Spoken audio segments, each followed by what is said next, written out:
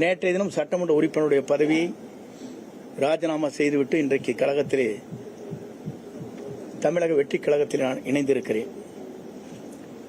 ஏன் இங்கே இணைந்தார்கள் என்ற ஒரு கேள்வி கூட கேட்கக்கூடும். இதற்கு காரணங்கள் இருக்கிறது.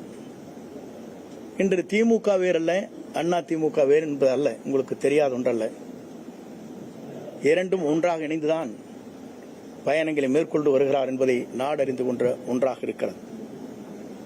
இதை ஊடக நண்பர்களுக்கு நன்றாக தெரியும். ஏனென்று சொன்னால், நாட்டில் நடைபெறுகிற நிகழ்ச்சி தேர்தல் களத்திலே இருக்கின்ற போது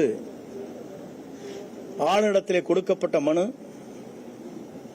அதற்கு பிறகு நாங்கள் என்ன நடவடிக்கை மேற்கொள்கிறோம் என்று சொன்னதோடு சரி, அதற்கு பிறகு அவங்களுடைய பயணங்கள் எப்படி இருக்கிறது, எப்படி நடைபெறுகிறது என்பதை பத்திரிகை நண்பர்களுக்கோ மக்களுக்கோ நான் சொல்ல தேவையில்லை.